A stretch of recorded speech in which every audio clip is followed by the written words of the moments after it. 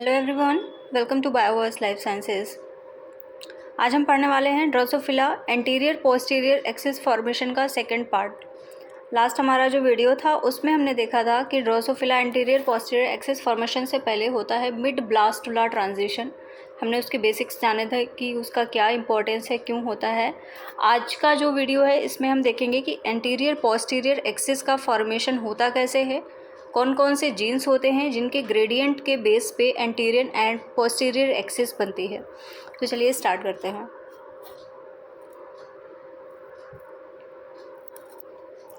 Maternal effect jeans, जो हमने देखा था कल कि जो भी एम्ब्रियो है उसमें इनिशियल स्टेज पे जो भी वर्क हो रहा है अप टू 13th डिवीज़न वहाँ पे वर्क कर रहे थे मैटरनल जीन्स, और उसके बाद में जब 14th डिवीज़न होता है धीरे धीरे जो न्यूक्लियर जीन्स होते हैं एम्ब्रियो के वो एक्टिव होने लगते हैं।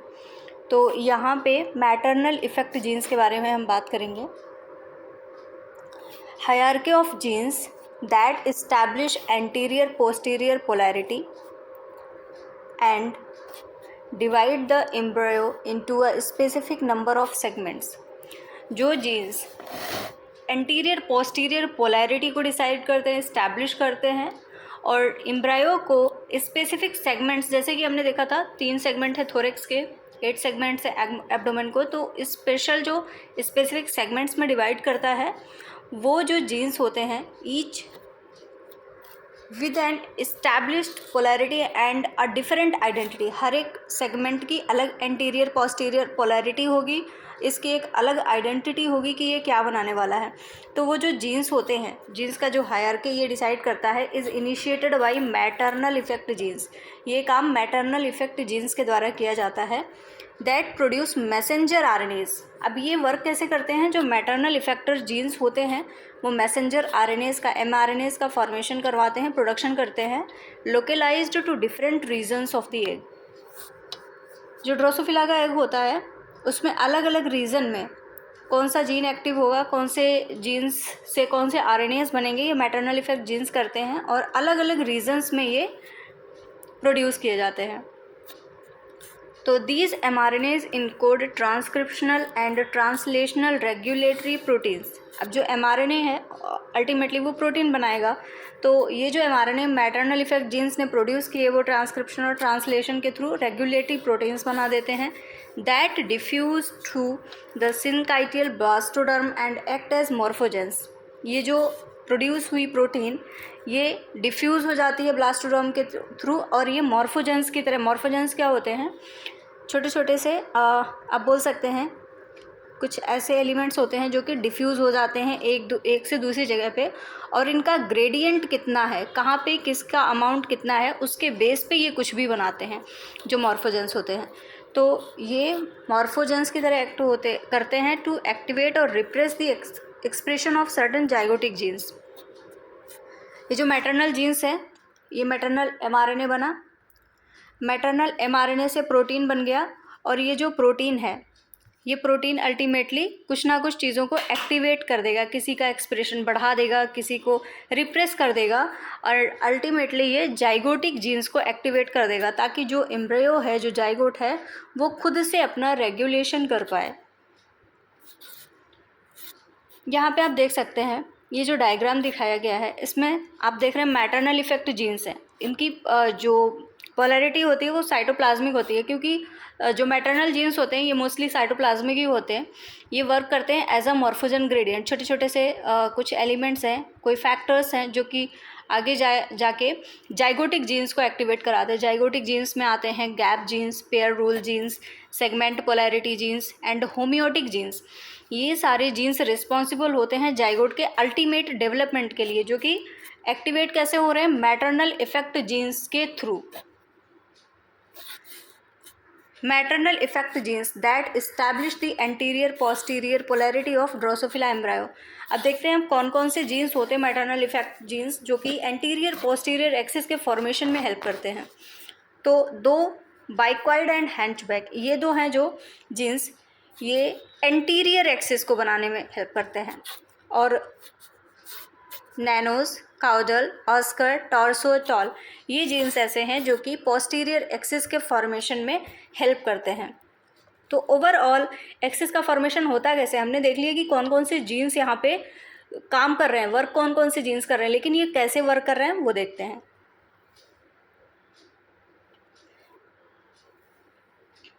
अगर हम आपसे बात करें ये इमेज जो यहाँ पे दिखाई गई है, आप देखिएगा ये है आपका जाइगोट, ये माइक्रोपाइल एंड है। माइक्रोपाइल एंड से हम ये पहचानते हैं कि कौन सी एंटीरियर एक्सिस है, कौन सी पोस्टीरियर एक्सिस है। Let me zoom it.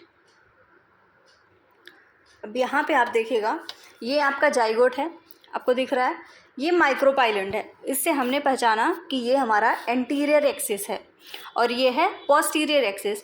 हमने अभी जीन्स देखे थे कि एंटीरियर एक्सिस पे कौन कौन से जीन्स होते हैं, बाइक्वाइड, हंचबैक। मेन जो होता है वो होता है बाइक्वाइड।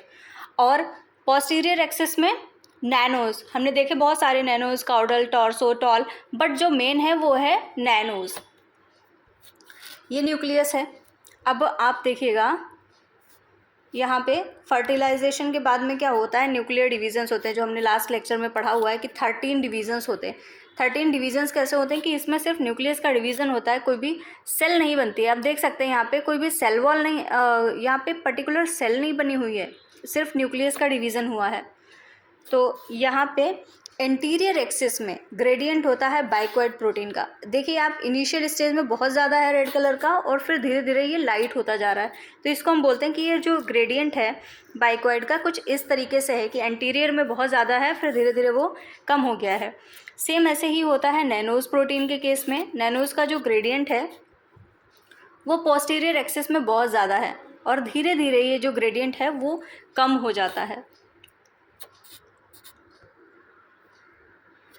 इसके बाद में होता है यहाँ पे सेलुलराइजेशन, मतलब सेल्स का फॉर्मेशन हो जाता है। एक्रोन बनता है जिसको कि हम हेड कैप बोलते हैं, जो कि बाइक्वाइड के थ्रू ही बनता है। फिर उसके आगे यहाँ पे ग्रेडियंट कम है तो हेड फॉर्मिंग रीजन बना है, हेड नहीं है बट हेड फॉर्मिंग रीजन यहाँ पे बना हुआ है। बीच का है थोड़ा सा, इसको आप बोल सकते हैं बाइक्वाइड का भी मिलता है, थोड़ा सा नैनोज का भी मिलता है। फिर इसने बना दिया थोरेक्स, ये थोरेक्स फॉर्मिंग रीजन हो गया। नेक्स्ट जो पोल सेल्स होते हैं या जर्म लाइन सेल्स होते हैं एकदम लास्ट में होते हैं। फिर जो टेल्सन होता है, टेल्सन बनाता है टेल, ये टेल फॉर्मिंग रीजन हो जाता है। और फिर नेक्स्ट आ जाता है एब्डोमेन फॉर्मिंग रीजन। तो कुछ इस तरीके से जो ड्रोसोफिला फ्लाई होती है उसके बॉडी का डिवीज़न होता है कि जो माइक्रोपाइलर एंड पे है एक्रोन बनेगा या हेड बनेगा, और टेल्सन या टेल जो होगा वो नैनोज वाले रीजन में बनेगा। तो यहाँ पे जो मैटरनल ग्रेडियंट्स होते हैं बाइक्वाइड और नैनोज का, तो ये पोलैरिटी रेगुलेशन करता है, polarity regulation by oocyte cytoplasm. होता कैसे है, anterior posterior specification originates from morphogens gradient in the egg cytoplasm. जो एंटीरियर पोस्टीरियर स्पेसिफिकेशन है वो मॉर्फोजन ग्रेडियंट्स के थ्रू हो रहा है कि जो मॉर्फोजेंस हैं वो डिफ्यूज़ हो रहे हैं और आगे की चीज़ों को एक्टिवेट करा रहे हैं। बाइक्वाइड और हंचबैक, ये जो mRNAs होते हैं दोनों, ये एंटीरियर पोर्शन बनाते हैं एग का, लेकिन जो नैनोज और टॉर्सो होते हैं ये पोस्टीरियर एंड को बनाते हैं। Nanos and torso tethered to the posterior end. The bicoid protein forms a gradient that is highest at the anterior end. जो बाइक्वाइड प्रोटीन है ये, इसका जो ग्रेडियंट होता है ये एंटीरियर एंड पे हाईएस्ट होता है, लेकिन nanos protein forms a gradient that is highest at the posterior end. जो नैनोज का ग्रेडियंट होता है वो हाईएस्ट होता है पोस्टीरियर एंड पे, जैसे कि हमने भी देखा। अगर आप लोगों को कोई भी डाउट है आप कमेंट करके भी पूछ सकते हैं। यहाँ पे पिक्टोरियल डायग्राम दिखाया गया है। इनिशियल स्टेज में देखिएगा, फर्टिलाइजेशन से पहले क्या होता है, जो oocyte का mRNA है वहाँ पे कंडीशन क्या है, ये एंटीरियर एंड है, ये पोस्टीरियर एंड है। यहाँ पे जो हंचबैक और काउडल है इनका जो लेवल है एकदम रेगुलेटेड है, ना तो ज़्यादा है ना तो कम है, ओवरऑल एकदम स्ट्रेट लाइन मिलती है हमको। हम बोल सकते हैं कि थ्रू आउट बिफोर फर्टिलाइजेशन इनका लेवल एकदम सेम रहता है, एंटीरियर और पोस्टीरियर और इन बिटवीन भी, एंटीरियर पोस्टीरियर और इन बिटवीन पूरा लेवल इसका हंचबैक और काउडल का सेम है। लेकिन जो बाइक्वाइड है और जो नैनोज है, नैनोज का हमें ग्रेडियंट मिल रहा है पोस्टीरियर एंड में, जबकि बाइक्वाइड का हमें मिल रहा है एंटीरियर एंड में। ये हम बात कर रहे हैं बिफोर फर्टिलाइजेशन के oocyte में क्या कंडीशंस हैं। लेकिन आफ्टर फर्टिलाइजेशन क्या हो रहा है, अर्ली क्लीवेज एम्ब्रायो प्रोटीन्स। तो देखिए बाइक्वाइड का लेवल हमें काफ़ी ज़्यादा ग्रेडियंट मिल रहा है, नैनोज़ का मिल रहा है। हम बोल सकते हैं कि हमने ये पहले भी देखा, ये हमें पहले से ही मिला हुआ है। लेकिन यहाँ पे हंचबैक एंड काउडल, इनका भी लेवल सेम हो जाता है। काउडल का पोस्टीरियर एंड में और हंचबैक का एंटीरियर एंड में हमें अच्छा खासा ग्रेडियंट देखने को मिलता है। तो ओवरऑल हम क्या बोलते हैं कि जो बाइक्वाइड और हंचबैक हैं ये होते हैं एंटीरियर पोर्शन बनाने वाले प्रोटीन्स, और जो काउडल और नैनोज़ हैं ये पोस्टीरियर एंड को बनाने में हेल्प करते हैं। Bicoid nanos, hunchback and caudal mRNAs are deposited in the oocyte by the ovarian nerve cells. Last lecture में हमने देखा था कि किस तरीके से इनका डिपोजिशन हो रहा है, कि ये है oocyte, यहाँ पे 15 नर्व सेल्स होती हैं, यहाँ पे oocyte होता है। अब ये जो 15 नर्व सेल्स हैं, ये जो mRNAs और प्रोटीन है, जो भी नर्सिंग मटेरियल्स है, जो नरिशमेंट प्रोवाइड करेंगे, वो सारे ट्रांसपोर्ट कर देते हैं oocyte में। तो ये जो हमारे mRNAs हैं, बाइकॉइड, नैनोज, हंचबैक एंड काउडल, ये भी इसी नर्व सेल्स के थ्रू यहाँ पे डिपॉजिट किए जाते हैं। अपॉन ट्रांसलेशन, अभी ये mRNAs हैं, ट्रांसलेशन क्या होगा, प्रोटीन बना देगा। So upon translation the bicoid protein gradient extends from anterior to posterior while the nanos protein gradient extends from the posterior to anterior. इसका मतलब क्या है, इसका मतलब ये है कि आप देख रहे हैं यहाँ पे ये बना हुआ है तो बहुत ज़्यादा लेवल है, लेकिन धीरे धीरे ये एंटीरियर तक आ रहा है, बहुत कम हो जा रहा है। सेम हो रहा है बाइकॉइड के केस में, यहाँ पे लेवल इसका बहुत ज़्यादा है और धीरे धीरे कम हो रहा है, लेकिन ये जा रहा है, पोस्टीरियर तक जा रहा है। और इनके ग्रेडियंट से ही चीज़ें बनती हैं। हम अपकमिंग लेक्चर्स में देखेंगे भी कि किस तरीके से ये वर्क करते हैं, कि अगर इनका कंसंट्रेशन हाई है तो ये कुछ बनाने वाले हैं, इनका कंसंट्रेशन लो है तब ये कुछ बनाने वाले हैं, एक दूसरे के साथ में इनका कंसंट्रेशन है तभी भी ये कुछ बनाने वाले हैं। डेवलपमेंटल बायोलॉजी में ऐसा हम बोल सकते हैं कि अगर ग्रेडियंट है कुछ ना कुछ तो वहाँ पे वो बना ही देगा। अगर थोड़ा सा ग्रेडियंट है तो उस हिसाब से चीज़ बनाएगा, ग्रेडियंट ज़्यादा है तो उस हिसाब से चीज़ बनाएगा, लेकिन वो कुछ ना कुछ तो बना ही देगा। अब हम ऐसा बोल सकते हैं कि हमेशा ऐसा नहीं होता है कि वो सारे ही mRNAs या प्रोटीन्स एक्टिव रहेंगे। ये एक दूसरे का इनहिबिशन करते हैं ताकि अगला एक्सप्रेस हो सके। जैसे कि अगर हम एंटीरियर एंड पे बात करें, कौन सा mRNA होता है, यहाँ पे बाइकॉइड mRNA होता है। अभी बाइकॉइड mRNA क्या करेगा, बाइकॉइड प्रोटीन बना देगा, और ये जो बाइकॉइड प्रोटीन है ये काउडल mRNA को इनहिबिट कर देगा ताकि काउडल प्रोटीन ना बने। अगर एंटीरियर एंड में काउडल प्रोटीन बन जाएगी तो हेड का फॉर्मेशन नहीं हो पाएगा, क्योंकि ये रिस्पॉन्सिबल है टेल के फॉर्मेशन के लिए। तो टेल का फॉर्मेशन एंटीरियर एंड में ना हो, इसलिए काउडल mRNA को रोक दिया जाता है with the help of bicoid protein. Same होता है पोस्टीरियर में। यहाँ पे नैनोज mRNA होता है जो कि रिस्पॉन्सिबल है टेल के फॉर्मेशन के लिए। पोस्टीरियर एंड बेसिकली हम बोलते हैं पोस्टीरियर एंड के फॉर्मेशन के लिए, क्योंकि टेल का जो फॉर्मेशन होता है वो कराता है टेलसन। तो पोस्टीरियर एंड में नैनोज mRNA क्या करता है, नैनोज प्रोटीन बनाएगा। अब ये नैनोज प्रोटीन हंचबैक को रोक देगा। हंचबैक रुकेगा तो यहाँ पे एंटीरियर एंड का फॉर्मेशन नहीं होगा। तो बेसिकली ये देखा जाता है कि जो पोस्टीरियर एंड के mRNAs होते हैं वो प्रोटीन बनाते हैं ताकि जो जैसे एंटीरियर का है तो वो पोस्टीरियर के प्रोटीन्स को इनहिबिट कर सके, और जो पोस्टीरियर का वो एंटीरियर को इनहिबिट कर सके, ताकि जहाँ पे जो चीज़ बननी है उसी चीज़ का फॉर्मेशन हो। So nanos inhibit the translation of hunchback messages in the posterior. Nanos जो होता है पोस्टीरियर एंड में हंचबैक का ट्रांसलेशन रोक देता है, while bicoid prevent the translation of caudal in the anterior. Anterior में काउडल को रोक दिया जाता है और पोस्टीरियर में हंचबैक का फॉर्मेशन डेवलपमेंट या फॉर्मेशन बोल सकते हैं, हंचबैक प्रोटीन का फॉर्मेशन रोक दिया जाता है।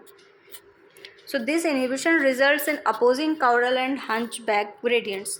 इससे क्या होता है, काउडल का यहाँ पे ग्रेडियंट होगा और हंचबैक का यहाँ पे इनिशियल में होगा हंचबैक और काउडल। तो कुछ इस तरीके का ग्रेडियंट बनेगा एंटीरियर और पोस्टीरियर एक्सिस में। The hunchback gradient is secondarily strengthened by the transcription of hunchback genes in the anterior nuclei. अब और क्या होता है, हंचबैक जीन्स का जो ट्रांसक्रिप्शन है वो एंटीरियर एंड में होता है, तो इसका स्ट्रेंथ और ज़्यादा, यहाँ से इसको रोक दिया गया, पोस्टीरियर से रोक दिया गया और एंटीरियर से इसका ट्रांसक्रिप्शन करा दिया गया, तो ये इसकी स्ट्रेंथ और ज़्यादा बन जाती है और इसका ग्रेडियंट एंटीरियर में बहुत ज़्यादा हो जाता है।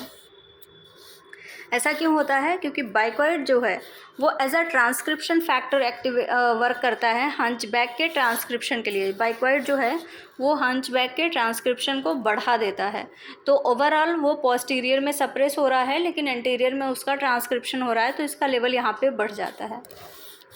So thank you very much everyone for watching this session. अगले सेशन में हम कुछ म्यूटेशन केसेस को देखेंगे जो कि बहुत इंपॉर्टेंट है और अक्सर उस पर क्वेश्चन आते हैं और स्टूडेंट्स कंफ्यूज भी रहते हैं, तो हम क्लियर करेंगे कि हमें सारी चीज़ें क्लियर हो म्यूटेशन केसेस के बारे में, तो वो हम पढ़ने वाले हैं नेक्स्ट वीडियो में।